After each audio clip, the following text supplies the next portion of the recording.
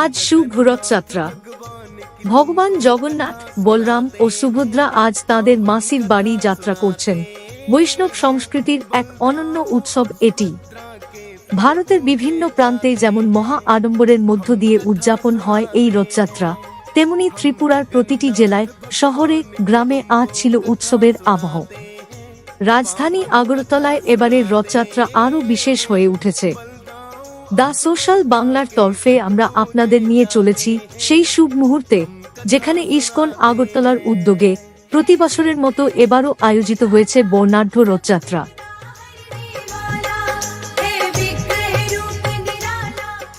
রথের শুভ যাত্রা শুরু হয় পূর্বাশা মেলা প্রাঙ্গণ থেকে। গন্তব্য জগন্নাথ বাড়ি, যেটিকে ভগবানের মাসির বাড়ি হিসেবে মানা হয়। শত ভক্ত সারি বেঁধে দাঁড়িয়ে, কেউ দড়ি ধরে রথ টানছেন, আবার কেউ রাস্তার দুই পাশে গেয়ে চলেছেন হরিনাম সংকীর্তন। अद्भुत चमत्कार जग जाहिर है। यहाँ बनने वाला प्रसाद जिसे महाप्रसाद भी कहते हैं, यह प्रसाद अद्भुत तरह से पकाया जाता है। एक के ऊपर एक 7 बर्तनों को रखकर नीचे आग जलाकर जब प्रसाद को पकाते हैं तो सबसे पहले ऊपर वाले बर्तन का प्रसाद पकता है, जो किसी चमत्कार से कम नहीं। तो चलिए भक्तों, जानते हैं भगवान जगन्नाथ की महिमा और कथा।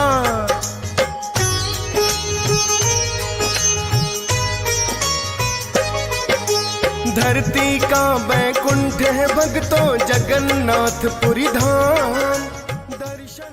চারিদিকে ভেসে আসছিল হরি বল, জয় জগন্নাথ। এই শুভ রথযাত্রায় অংশগ্রহণ করেন রাজ্যের মাননীয় যুব কল্যাণ, ক্রীড়া, শ্রম ও সমাজ কল্যাণ দপ্তরের মন্ত্রী শ্রী টিঙ্কু রায়। তাকে রথের দড়ি টানতে দেখা যায়। পাশে ছিলেন ইসকনের উত্তর জোনের সভাপতি শ্রী শ্রীদাম প্রভু।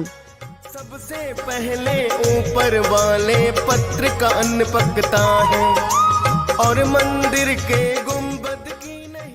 রাস্তায় নাচে গানে মেতে উঠেছিলেন নারী পুরুষ নির্বিশেষে হাজারো ভক্ত।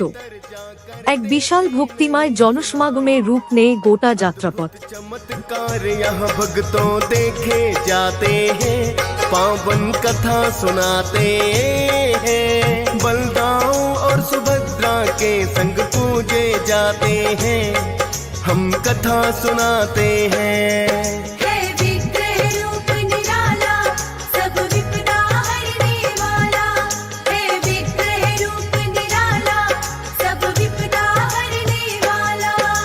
प्रिय भक्तजनों, जगन्नाथपुरी मंदिर में अनेकों ही ऐसे चमत्कार हैं जिनका विज्ञान के पास भी कोई जवाब नहीं।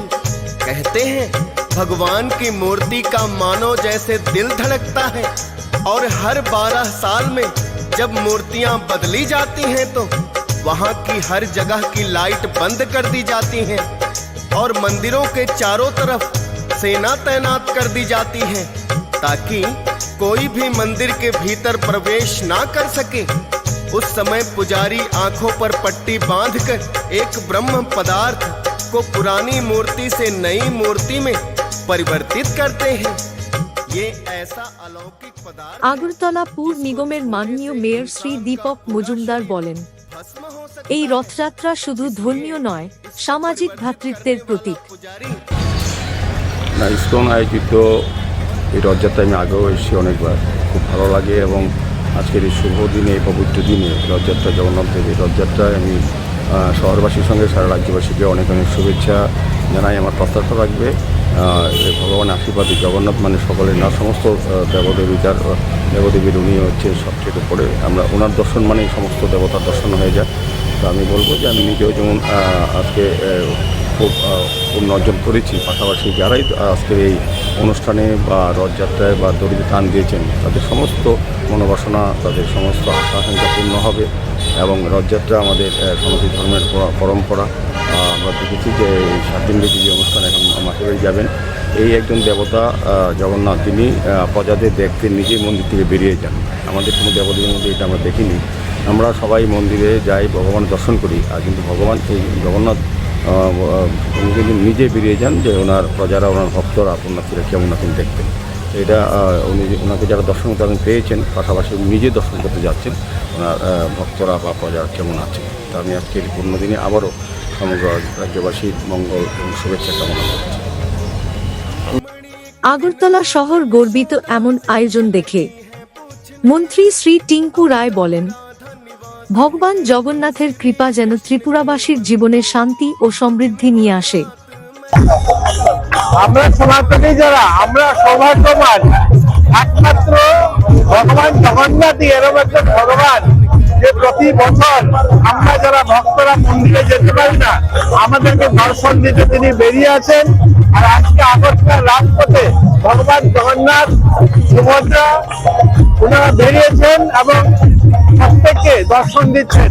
আমি সকলকে বলবো, সবাই ভগবানের কাছে প্রার্থনা করুন আমরা যেন সকলে ভালো থাকি এবং সুস্থ থাকি। শ্রী শ্রীরাম প্রভু বলেন, এইভাবেই রথযাত্রা পরিণত হয় এক মহা আনন্দ যাত্রায়, যেখানে ভক্তি, উৎসাহ ও একতার মিলন ঘটে। হরে কৃষ্ণ। আজকে আমাদের রথযাত্রা মহোৎসব খুব মহা আড়ম্বরে চলছে। প্রচুর লোক উৎসাহ উদ্দীপনার মাধ্যমে রথকে নিয়ে যাচ্ছে, জগন্নাথকে নিয়ে যাচ্ছেন। তাই আজকের দিনে আমার ত্রিপুরাবাসীকে শান্তি, সৌহার্দ্যপূর্ণ এবং উন্নত ত্রিপুরার জন্য এটা আশা করি।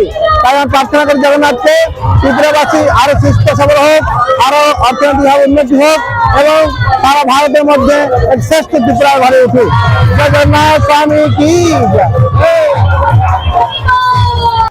এই আনন্দঘন মুহূর্ত দা সোশ্যাল বাংলার পক্ষ থেকে আপনাদের সামনে তুলে ধরতে পেরে আমরা গর্বিত। শেষে বলি, ভগবান জগন্নাথের আশীর্বাদে আমরা যেন প্রতিদিন মানবতার পথে চলি।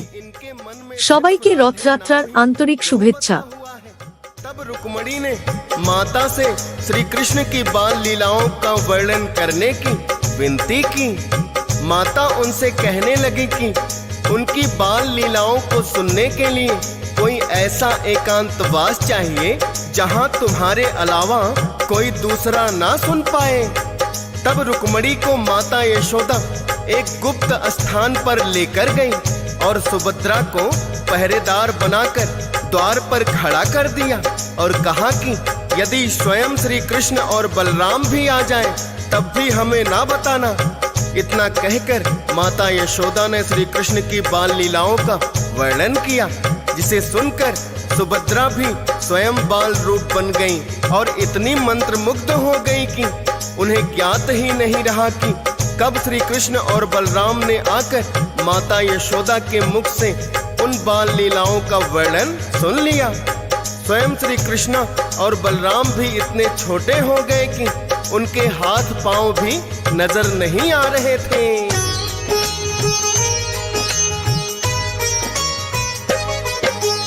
उनकी बाल लीलाओं का जो माता ने किया वर्णन, बाल रूप बन गई सुभद्रा करते करते श्रवण।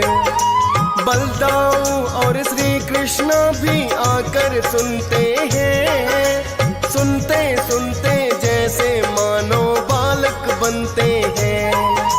अपनी ही लीलाओं का जो वर्णन सुनते हैं, सूक्ष्म रूप हुआ ऐसा अंगहीन वो लगते हैं। आश्चर्य से नेत्र हो गए उनके बड़े बड़े, मंत्र मुग्ध होकर तीनों ही सुन रहे खड़े खड़े।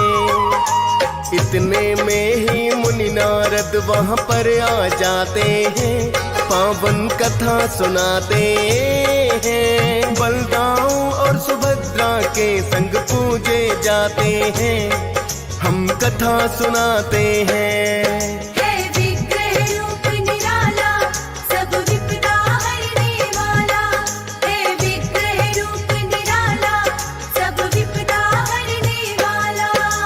प्रिय भक्तजनों, इतने में नारद मुनि वहां आ जाते हैं और भगवान के इस अद्भुत रूप का दर्शन करके उन्हें अलौकिक सुख प्राप्त हुआ। वो प्रभु से विनती करने लगे, हे प्रभु, आपका यह अलौकिक रूप देखकर मुझे भूमंडल पर ही वैकुंठ लोक का अनुभव हुआ। मेरी विनती है कि जग कल्याण के लिए आप अपने इस रूप में धरा लोक पर विराजमान रहे। तब भगवान श्री कृष्ण ने अपने वास्तविक रूप में आकर मुनि नारद को बताया, हे मुनिवर, आपने सदैव ही लोक कल्याण की बात की है। मैं आपकी यह इच्छा अवश्य पूरी करूंगा और कलयुग में नीलांचल पर्वत पर अपने इसी रूप में भक्तों को दर्शन दूंगा, जहां मुझे जगन्नाथ के रूप में पूजा जाएगा।